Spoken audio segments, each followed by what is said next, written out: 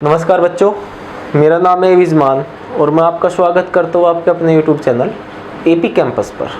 बच्चों, मैं आज आपके लिए एक बहुत ही interesting chapter HCF and LCM लेके आया हूँ। ठीक है, ये चैप्टर जो होता है बिल्कुल बेसिक सा चैप्टर है, क्योंकि ये चैप्टर आप छोटी क्लासों में जैसे 5th, 6th, 7, 8 इन स्टैंडर्ड्स में आप लोग इनको पढ़ते हैं। ठीक है,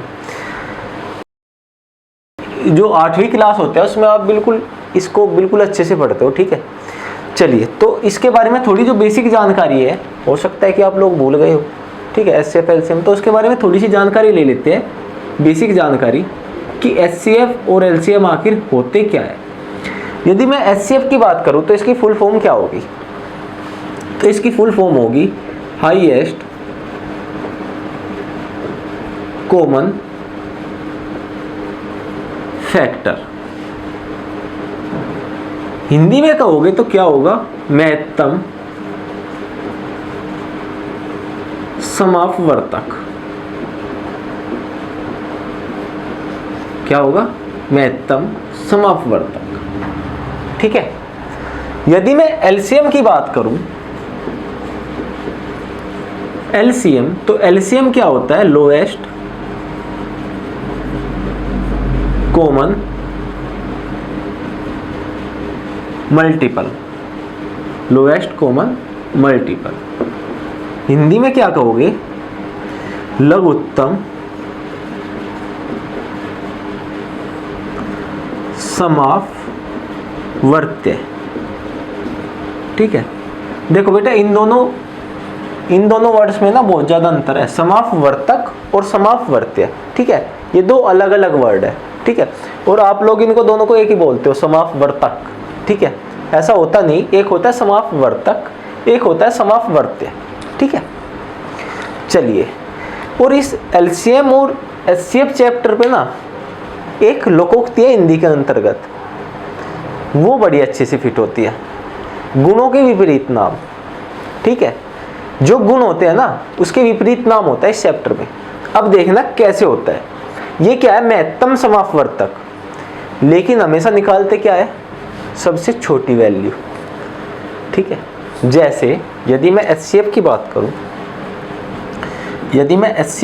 करूं, तो x की पावर 3, x की पावर 2 तथा x की पावर 5 का यदि मैं एचसीएफ निकालूं तो इसका एचसीएफ क्या होगा?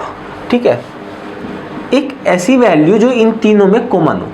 ठीक है, एक ऐसी वैल्यू जो दिए गए क्वेश्चन में हर एक नंबर में कॉमन होगा। ठीक है, कॉमन कैसे होगा? देखिए, x की पावर 3 है तो इसमें x की पावर 2 भी होगा और x की पावर 1 एक्स्ट्रा होगा। ठीक है, इसमें x की पावर 2 + 2 + 1।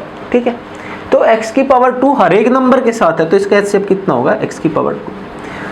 लेकिन आप लोग क्या देख रहे हो कि इसका नाम है महत्तम समापवर्तक। ठीक है, बड़ा होना चाहिए था भाई नाम के अकॉर्डिंग तो, लेकिन हुआ क्या कि वैल्यू हमने सबसे छोटी ली।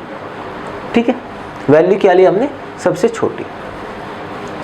एचसीएफ के बारे में एक और मस्त फैक्ट है, वो क्या है? देखिए, जो भी हम एचसीएफ निकालेंगे, ठीक है, जो भी हम एचसीएफ निकालेंगे वो एचसीएफ दिए गए नंबर्स को पूर्ण रूप से विभाजित करेगा।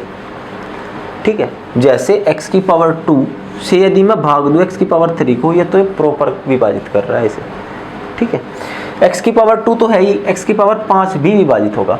तो एचसीएफ के बारे में हम 2-3 फैक्ट जाने। एक तो इसका गुणों के विपरीत नाम होता है, नाम है महत्तम समापवर्तक, लेकिन गुण क्या है? निकालते हैं सबसे छोटा।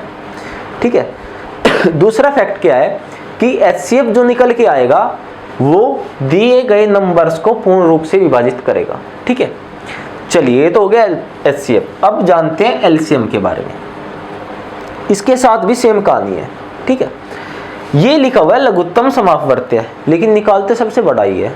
ठीक है, कैसे निकालते हैं उसको देखना। एलसीएम की यदि बात की जाए, x की पावर 3, x की पावर 2 तथा x की पावर 5, यदि इनका एलसीएम निकाले तो एक ऐसा नंबर इनका एलसीएम होगा जो इन तीनों नंबर्स से डिवाइड हो, इन तीनों नंबर्स से पूर्ण रूप से विभाजित हो जाए। ठीक है, वो बड़ी सी बड़ी संख्या तो क्या होगी? x की पावर 5। इनमें सबसे बड़ा लेना है इनमें सबसे बड़ा लेना है। जैसे x की पावर 5 को यदि आप डिवाइड करो तो इन तीनों से डिवाइड होगी। देखिए इसमें क्या था कि इसमें जो HCF आएगा उनसे ये तीनों डिवाइड होंगे, ठीक है। इसमें क्या है कि इसमें LCM इन तीनों से डिवाइड होगा, ठीक है। तो ये दो फैक्ट थे HCF और LCM के बारे में, ठीक है। यह बिल्कुल बेसिक नॉलेज थी इसकी चैप्टर की स्टार्ट करने से पहले। चलिए तो एक क्वेश्चन और देखते हैं HCF का। क्वेश्चन कैसे होगा, जैसे 2, 4 और 6, ये एक क्वेश्चन है। इसमें आपको निकालना है HCF और दूसरा क्या निकालना है LCM, ठीक है। तो एक बात बताओ बेटा, अभी मैंने क्या कहा कि HCF एक ऐसा नंबर होगा जिससे ये तीनों संख्या डिवाइड हो, ठीक है, या फिर इन तीनों में जो कॉमन हो। अब एक बात बताओ, 2, 4 और 6 में कॉमन क्या होगा? 2, 4 और 6 में कॉमन होगा क्या? यदि 2 के मैं फैक्टर करूं तो 2 के फैक्टर हो गए 1 इंटू 2, यदि 4 के फैक्टर करें तो 2 इंटू 2, और 6 के फैक्टर करें तो 3 इंटू 2, और जो तीनों में कॉमन होगा वही क्या होगा उसका HCF। तो तीनों में कॉमन क्या है? 2। अब देखना HCF एक ऐसा ही नंबर आया जिससे ये तीनों संख्याएं डिवाइड हो, ठीक है, विभाजित हो, ठीक है। इसके बाद बात करेंगे LCM की। LCM क्या होगा? LCM एक ऐसा नंबर होगा जो नंबर इन दी गई संख्याओं से पूर्ण रूप से विभाजित हो जाए, वो बड़ी से बड़ी संख्या होगी, ठीक है। अब HCF में तो सर हमने कॉमन लिया, ठीक है। इसमें क्या लेंगे? LCM में क्या लेंगे? LCM में कॉमन के साथ साथ जो एक्स्ट्रा पदार्थ बचे हुए हैं ना, जो एक्स्ट्रा नंबर बचे, जैसे 2, 3 और 1, इन सब को लेंगे, ठीक है। किसको? इन सब को लेंगे। जैसे 2 तो कॉमन था तो 2 तो हो ही गया, ठीक है। बाकी जो कॉमन नहीं है, 3 कॉमन नहीं था, 2 कॉमन नहीं था और 1 ये बचा था, तो ये इन तीनों को भी लेंगे। जैसे 2, 3, 6 है, 2 12, तो LCM कितना हो गया सर इसका? 12। तो HCF में जो हर नंबर में कॉमन होगा वो लेंगे, और LCM में जो कॉमन नहीं है, जो कॉमन है वो तो लेंगे, जो कॉमन नहीं है वो भी लेंगे, ठीक है। तो देखना 12 एक ऐसा नंबर है जो 2, 4 और 6 से कंप्लीटली विभाजित है, ठीक है, कंप्लीटली डिवाइड है, ठीक है। तो HCF और LCM के बारे में आपको बिल्कुल बेसिक नॉलेज जो थी ये थी। इसके बाद बात करते हैं आगे, ठीक है। एक क्वेश्चन और लास्ट क्वेश्चन करते हैं बेटा HCF और LCM का। यदि मैं लिखूं 2 और 4 का HCF निकालो,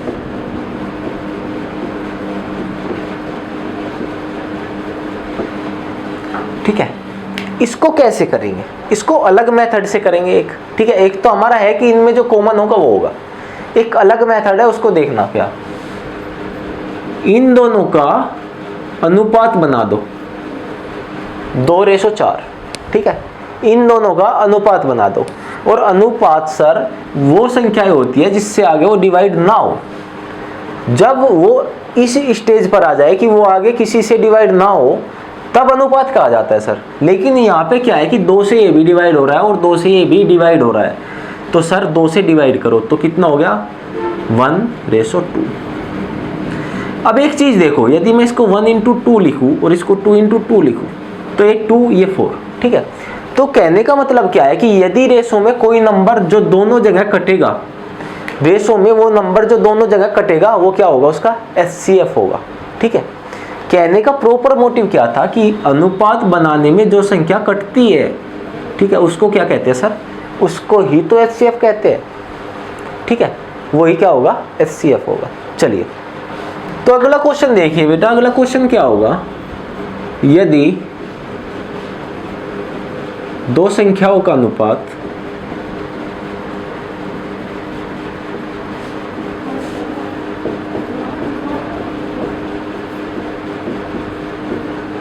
पाँच 5:6 है तथा उनका HCF 12 है, तो वे संख्याएं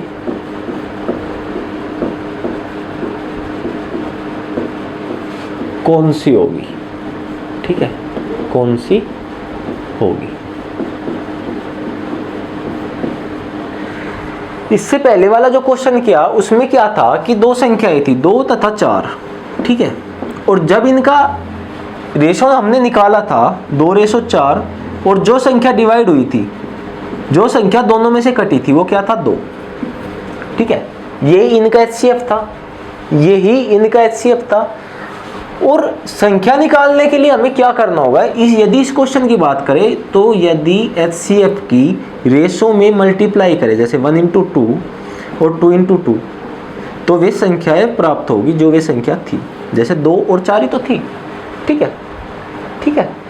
तो रेशो में जो नंबर कटता है वो क्या होता है, उसका HCF। और यदि HCF से उस रेशो में गुणा की जाए तो क्या प्राप्त होगी, संख्याएं। तो रेशो में किससे मल्टीप्लाई करेंगे संख्याएं फाइंड आउट करने के लिए, सर HCF से। HCF कितना है 12 और इसका कितना है 12, तो ये संख्याएं कितनी होगी सर, 60 और 72, ठीक है। तो ये लैंग्वेज बेस्ड क्वेश्चन था बेटा, ठीक है।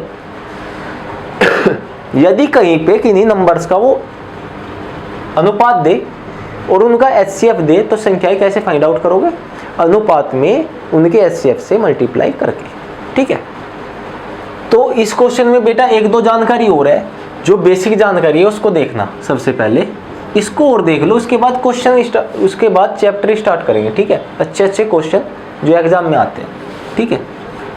जैसे पहला यदि मैं बात करूं, को प्राइम नंबर के बारे में जानते हैं कि को प्राइम नंबर होता क्या है। को प्राइम नंबर हिंदी में इसको कहते हैं से अभाज्य संख्याएं, ठीक है। ये क्या होता है बेटा, ये होता है को प्राइम नंबर से अभाज्य संख्याएं। से अभाज्य संख्याएं होती कैसी है, तो से अभाज्य संख्याएं वे होती है बेटा उन संख्याओं का जोड़ा या उन संख्याओं का अनुपात जिनका HCF 1 हो।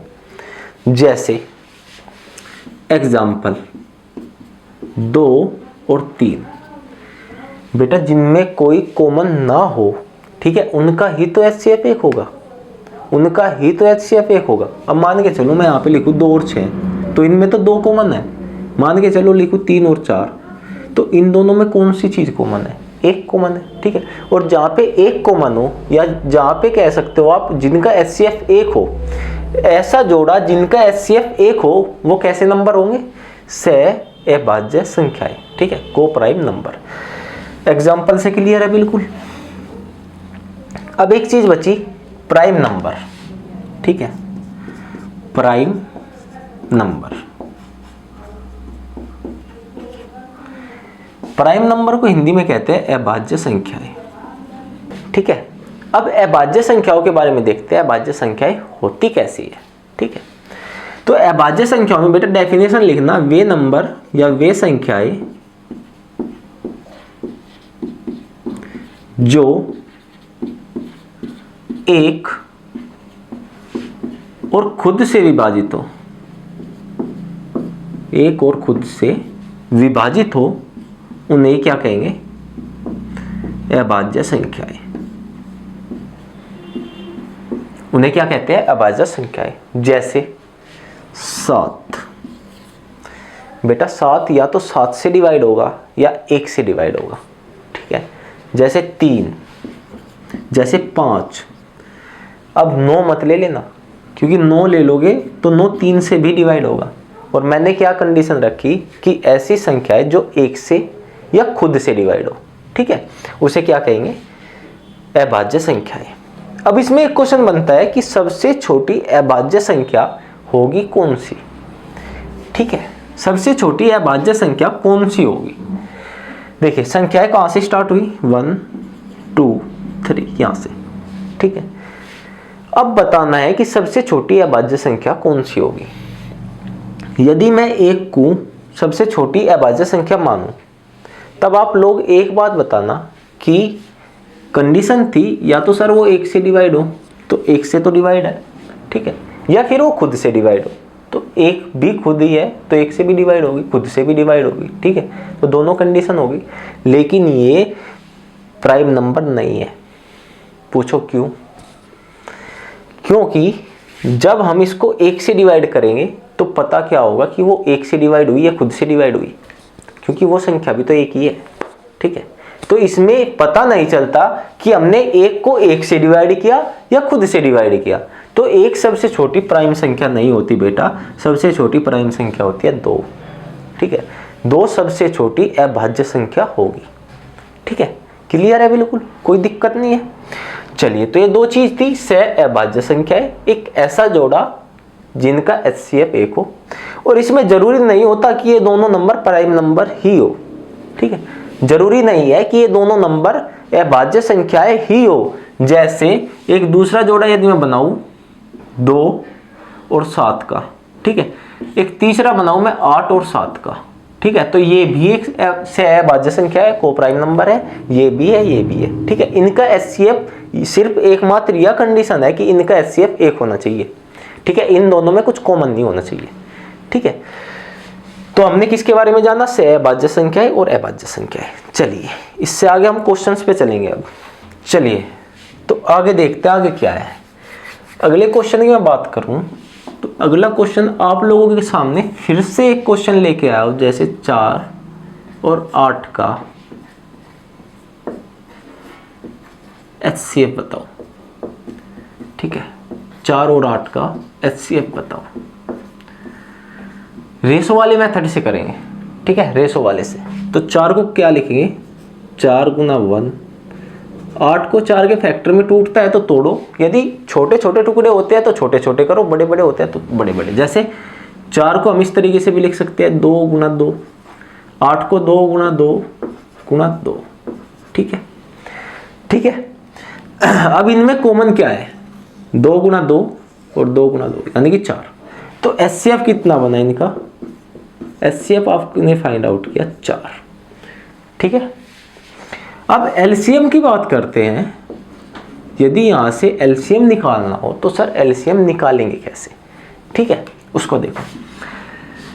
तो LCM क्या होगा, जो कॉमन नंबर है, कॉमन नंबर कितने हैं, 2 गुना 2। ठीक है, और जो एक्स्ट्रा बचा, एक्स्ट्रा सर क्या बचा, एक तो सर इसके साथ भी होगा, इसके साथ भी होगा। ठीक है, तो 1 गुना 2, या फिर आप कह सकते हो कि खाली 2 ही बचा, यही मान लो कि खाली 2 ही बचा सर। ठीक है, और सर आपने इस 2 गुना 2 को क्या लिखा है, HCF। तो यदि मैं बात करूं LCM इक्वल टू क्या होगा, तो LCM इक्वल टू होगा सर HCF इंटू रेशो। जो वो अनुपात बचा हुआ है यदि उसकी HCF के साथ गुणा कर दी जाए तो क्या निकल के आएगा, तो क्या निकल के आएगा, LCM। और सर इस रेशो को हम क्या लिख सकते हैं, मान के चलो ये संख्या A है और ये संख्या B है, तो इस रेशो को हम लिख सकते हैं LCM इक्वल टू HCF गुना AB, दोनों संख्याओं का प्रोडक्ट। ठीक है सर, तो हमारे सामने जो फॉर्मूला क्रिएट हुआ वो क्या हुआ कि LCM इक्वल टू होता है HCF गुना रेशो। ठीक है, यहाँ से हम नंबर भी फाइंड आउट कर सकते हैं, यहाँ से हम इस फॉर्मूले का हम बहुत जगह यूज कर सकते हैं। ठीक है, जैसे यदि उसने LCM दिया, दोनों संख्याओं का गुणनफल दिया और HCF पूछा। ठीक है, मान के चलिए जैसे मैं आपके सामने एक क्वेश्चन लिख ही देता हूँ। चलिए, तो ये क्वेश्चन है, देखिए क्वेश्चन क्या है, 2 संख्याओं का अनुपात 1:4 है तथा उनका LCM 20 है, तो उनका HCF कितना होगा। और हमारे सामने फॉर्मूला क्या है कि LCM इक्वल टू होता है HCF गुना रेशो। ठीक है, HCF गुना रेशो। तो अब देखिए यदि यहाँ से हमें HCF निकालना है, यहाँ से हमें बेटा HCF निकालना है, तो क्या होगा LCM, और जो रेशो उस साइड मल्टीप्लाई में है, दूसरी साइड जाने के बाद कहीं में होगा डिवाइड में। ठीक है, तो यहाँ पे आप लिखोगे रेशो। तो HCF निकालने का जो फॉर्मूला निकल के आया, यदि LCM और 2 संख्याओं का रेशो देगा तो वो क्या होगा, LCM को भाग दोगे किससे, प्रोडक्ट ऑफ रेशो, किससे, अनुपात के गुणनफल से। ठीक है, तो अब संख्याओं का अनुपात कितना है बेटा, यहाँ पे 1:4 है। ठीक है, और LCM कितना है, LCM 20 है। तो आप बताओ कि HCF कितना होगा। LCM को डिवाइड करो रेशो के प्रोडक्ट से। अनुपात के गुणनफल से। गुणनफल कितना हुआ 4 एकम 4 तो 4, तो HCF कितना हुआ 5। ठीक है।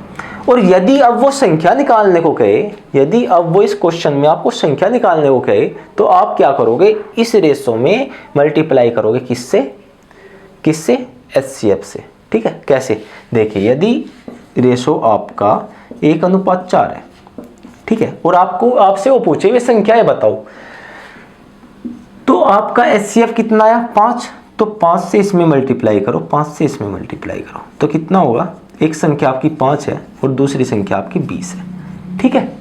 एक संख्या आपकी 5 होगी और दूसरी संख्या आपकी 20 होगी। तो ये फॉर्मूला जो क्रिएट हुआ था इसी का यूज होगा इस चैप्टर में, थोड़ा 1-2 क्वेश्चन में और। ठीक है।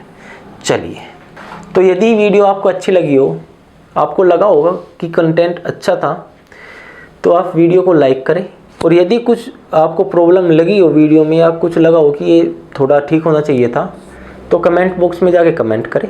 और आप अपने channel AP campus educational channel पर यदि आप पहली बार आए हैं तो चैनल को सब्सक्राइब करें, बेल आइकन को प्रेस करें ताकि आप अगला नोटिफिकेशन जल्दी पा सकें। धन्यवाद।